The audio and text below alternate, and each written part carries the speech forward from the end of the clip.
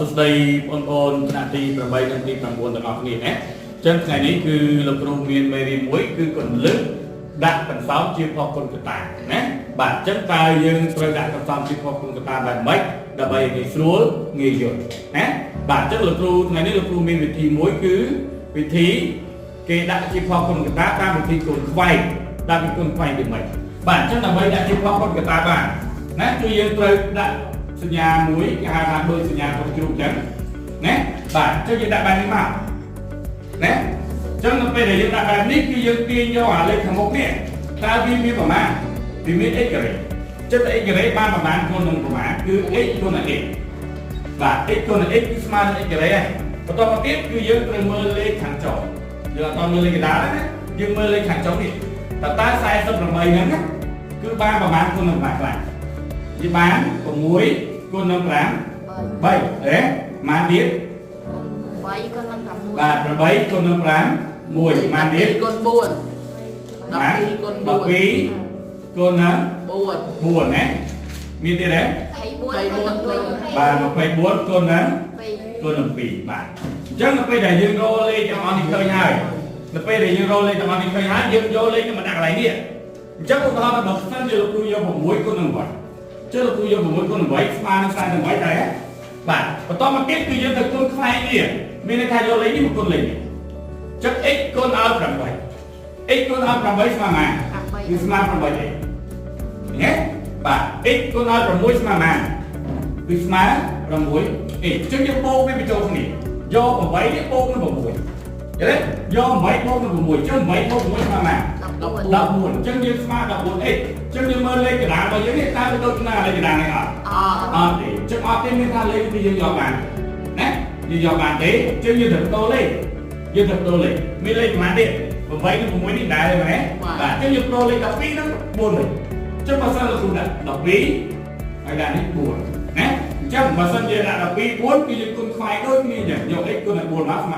ít con là buồn máu mà mãn và buồn đây thì là lời máu ít con là đọc phí mà mãn và đọc phí ít có những bố cái chỗ này nè buồn ít buồn đọc phí ít mà mãn đó còn mùi ít chứ số ra tôiอย่างนั้นติดจังเยอะเอาไปโยเลยมาเก๋คือยังถึงโตเลยติดดักมาไปบุญคนมันปีนหรอนะแล้วเราดูดักมาไปบุญคนเอาปีจังเอ็กก็ได้ปีมาบาทมาปีเอ็กก็ได้มาไปบุญมาบาทมาไปบุญจังมาไปเดี๋ยวยังโบไปโจขนี่มาไปบุญโบไปมาไปบุญโบปีมาบาทมาไปประมุยยังเมื่อไรนี่โดยที่นี่อ่ะโดยคนตายยังประเมินสัญญาบอกวินคำว่านี่สัญญาวินนี่คือสัญญาดอจังบางส่วนยังได้สัญญาโบแบบนี้คือมีในทางอัปเปอร์จังยังทำไมคือยังประดับดอพอตายให้โบบอกยังดักดอแต่มวยยังดักดอแต่มวยคุณประโจมนี้เนี่ยบอกให้พูดคนหนุ่มปีคือสมาดอให้มันสมาโบเด็กจังเอาไปในสมาโบบ้านคือยังดักดอแต่ปีเนี่ยดักดอมันปีจังมาไปพูดคนดอมาไปพูดคนดอปีดิสมานั่งโบกตายสมัยยึดได้ไหมดอคนนั้นดอดิสมานั่งโบกมาต้องมาติดคนอันนี้คนเอาดอปีสมามาบ้าดิสมาดอปีเองเนี่ยดอปีต้องมาติดคนดอมาไปพูดสมามาบ้าดอมาไปพูดจังดอมาไปพูดโบกนั่งดอปีเนี่ยดอมาไปพูดเนี่ยโบกนั่งดอปีจะยังได้ไหมนะดอบอกว่าดอคือสมาดอได้จะมาไปบูดโบกหนึ่งปีมานั่งบาทคือสมาดอมาไปประมุยโดยตัวดาไปยังอ่ะโดยจะไปไหนโดยเท้ายังทำไมคือยังจับเบี้ยหมายังจับเลยนี่ตามจูดีบอกแบบนี้จับกระดานนี่ยังกระเตะคือยังจับโยงอย่างในหมาอุทธรณ์นี่เองยังบาทเองจะนี่ผมเป็นสัญญาดอผมเป็นโบกเป็นสัญญาที่เป็นโบกนะแต่ผมมีสัญญาดอจะยึดละดอมาดอปีจะดอมาไปบุญจะตาเอานะตาอะไรมั้งจะตาเอาเอ็กดอ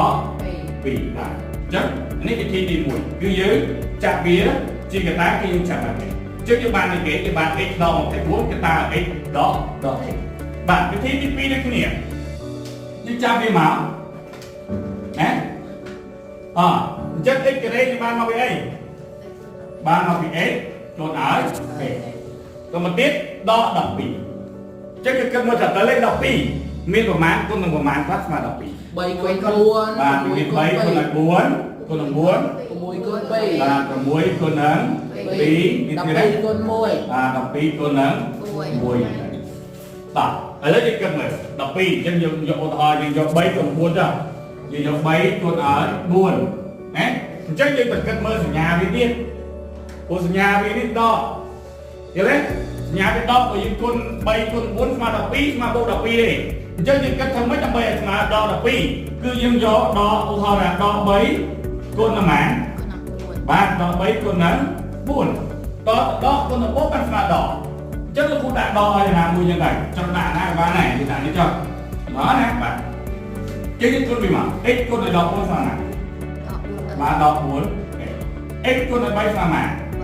បាទស្មើ3 3x ចឹងយើងយកដក 4x បូកឲ្យ3ស្មើណាស្មើដល់1ស្មើណាបាទបាទស្មើដល់ចឹងដូចលេខកណ្ដាលនេះអត់ទេចឹងយើងអាចយកលេខទៅបានទេគឺយើងបដូរលេខវាមកបាទវិធីធ្វើគណិតវិទ្យាបើសិនយើងអត់ស្គាល់ទេឧត្រាតែយើងធ្វើអញ្ចឹងម្ដងមួយយើងបដូរលេខម្ដងមួយទៅតែដល់ពេលដែលយើងធ្វើស្គាល់ហើយគឺមិនបាច់ចាំនេះយើងគ្រាន់តែមើលយើងដឹងថាលេខណាអាចបូកទៅស្មើនឹងលេខកថាដែរណាតោះឥឡូវមើលតទៀតអញ្ចឹង12នេះអត់អាចដាក់3គុណនឹង4បានទេគឺដាក់6គុណនឹង2អញ្ចឹងលោកគ្រូដាក់6គុណនឹង2ណា6គុណនឹង2អញ្ចឹង6គុណនឹង2លើលោកគ្រូគិតថាវាត្រូវស្មើដល់12អញ្ចឹងលោកគ្រូទៅដាក់ដកកន្លែងណាមួយដាក់ដកនេះមួយចឹងណាអញ្ចឹង x គុណឲ្យ2ស្មើណា 2x 2x x គុណឲ្យដល់6ស្មើណា 6x បាទដល់ 6x ណាដល់ 6x អញ្ចឹងយើងយកដល់6នេះបូកនឹង2យើងទៅដឹងហើយដល់6បូក2ស្មើណាស្មើដល់4បាទគឺស្មើដល់4អញ្ចឹងវាស្មើដល់ 4x អញ្ចឹងដូចលេខកណ្ដាលយើងហើយដូចហើយអញ្ចឹងមានន័យថាយើងអាចចាប់វាជាកណ្ដាលបានហើយមិនបាច់ចាំធ្វើអា12គុណ1ទៀតទេណាអញ្ចឹងយើងចាប់បានមានន័យថាយើងមើលលេខនេះដល់ពេលនេះគឺយើងមើលលេខជួរលេខរបស់វានេះគឺយើងចាប់បាន x ដល់6គឺមុខវាមានដល់ហើយបាទដល់6កតាឲ្យចានេះខាងមុខវាអត់មានទេមានថាវាគឺជាសញ្ញាបូកអញ្ចឹងយើងចាប់បាន x បូក2បាទអញ្ចឹងលេខទី2នេះគឺ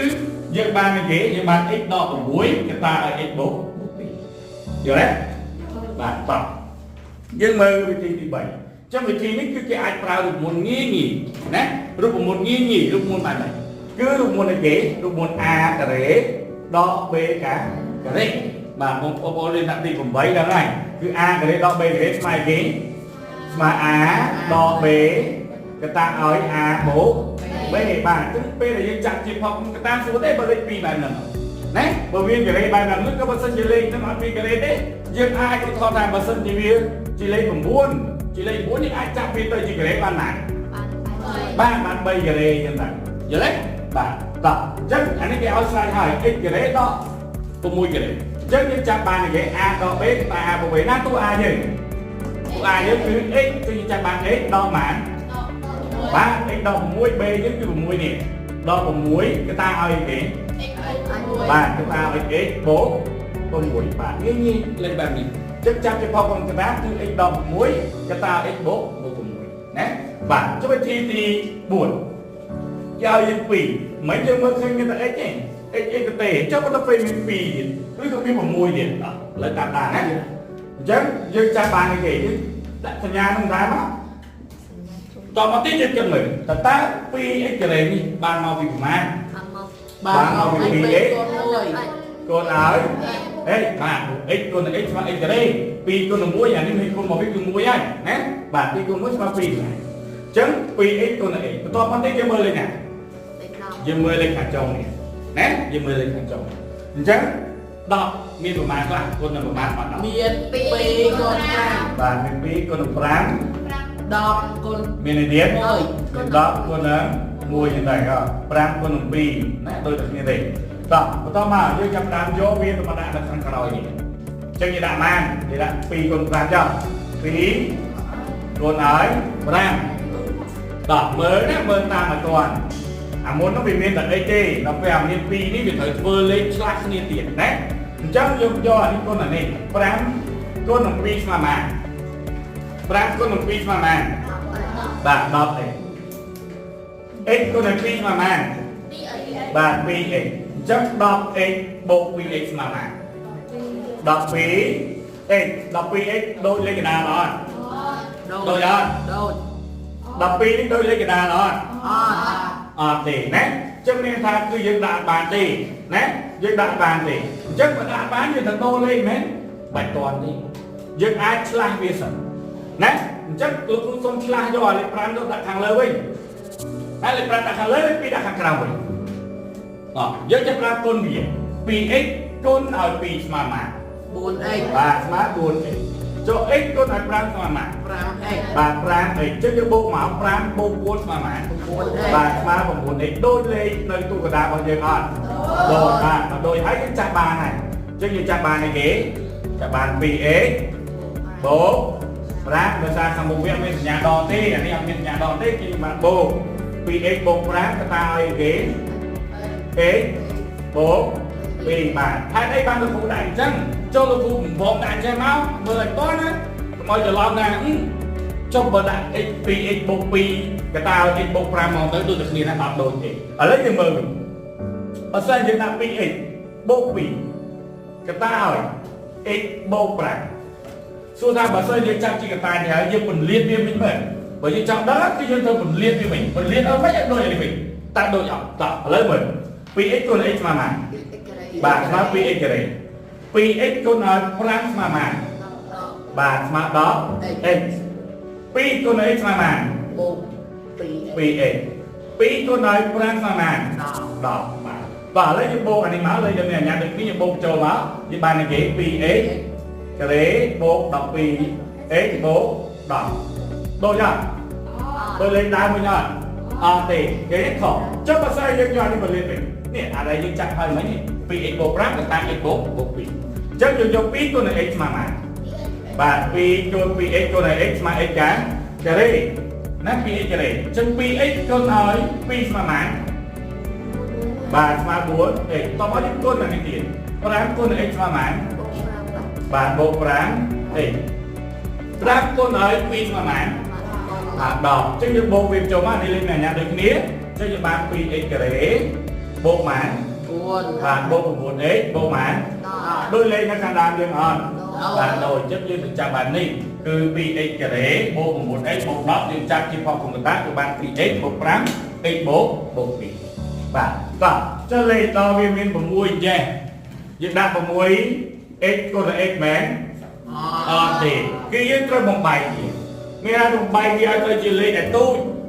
ណាយើងគិតមើលថាតើ6នេះមានប្រមាណគុណនឹងប្រមាណខ្លះស្មើ6បាទ3គុណនឹង2អញ្ចឹងយើងអាចចាប់បាន 3x គុណឲ្យម៉ានបាទ 3x គុណឲ្យ2x បាទ 3x គុណ 2x គឺស្មើ 6x ការ៉េហើយបន្តមកទៀតយើងមើលលេខខាងចុងដូចគ្នា12មានប្រមាណគុណម៉ានខ្លះស្មើ12បាទមាន6គុណណា2ប្រមាណទៀតបាទ3គុណ4ប្រមាណទៀត2គុណ1បាទមាន12គុណណា1យ៉ាងហ្នឹងចឹងពេលដែលយើងរកបានហ្នឹងហើយយើងចាប់ផ្ដើមគិតវាចឹងយក6នេះណា6គុណ7យើងយកមកដាក់មកអានេះបូកចឹងបាទនេះបូកគឺមានន័យថាវាបូក7ទៅឬក៏បើសិនជាវាបូកយើងអាចដាក់ដកទៅបើសិនទូកណ្ដាលនេះវាមានដកមើលតោះឡើយណាបើសិនទូកណ្ដាលនេះមានដកអានេះបូកមានថាយើងដាក់ដក7ទៅតែបើសិនអានេះដកមានថា1បូក1ដកណាបាទចឹងយើងដាក់6គុណឲ្យ2ណាបាទចឹងយើងចាប់ដើមគុណវាបញ្ចូលមក3គុណនឹង2ស្មើបាន3គុណ2ស្មើបាន3គុណ2 6x ណាបាទ 6x 2គុណដល់6ស្មើបាន12ណាបាទ 12x 12x បូកឲ្យ6ស្មើបាន 18x បាទ 18x ដូចទូកណ្ដាលយើងអត់អត់ទេគឺយើងអាចដាក់បានទេចឹងបើអត់អាចដាក់បានយើងធ្វើម៉េចយើងដូរលេខមែនមិនទាន់នេះទៅសុំ5អញ្ចឹងគឺយើងឆ្លាស់វាសិនមកណាបាទយើងឆ្លាស់វាសិនមកព្រោះវាខុសគ្នាជាមួយ x បើ x តែមួយអញ្ចឹងយើងឆ្លាស់មិនយើងនៅដដែលដែរប៉ុន្តែដល់ពេលដែលវាមានតួលេខបែបនេះយើងអាចឆ្លាស់វាសិនមកណាបាទអញ្ចឹងលោកគ្រូឆ្លាស់យក2ទៅលើនេះវិញណាហើយ6មកក្រោមវិញអញ្ចឹងឧទាហរណ៍យើងគុណមក6គុណនឹង3ស្មើបានស្មើ18បាទ 18x 2គុណដល់2ស្មើបាន4x ណាយើងមើលមិញ6គុណនឹង3ស្មើ18វាលើបាត់ហើយណាអញ្ចឹងយើងបូកមកស្មើបាន 22x លើអញ្ចឹងមានថា6នឹង2គឺយើងដាក់អត់បានទេអញ្ចឹងយើងធ្វើមកទៀតគឺយើងយក3គុណនឹង 4ចឹងលោកគ្រូដាក់3នៅលើ4នៅក្រៅមកចឹង3គុណនឹង4ស្មើប៉ុន្មាន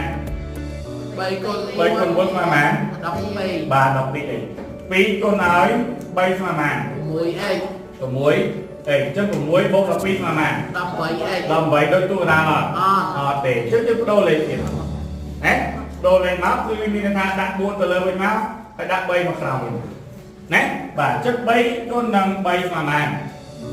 3គុណ3ស្មើប៉ុន្មាន 3 បាទស្មើ9អេ2គុណនឹង9ស្មើប៉ុន្មាន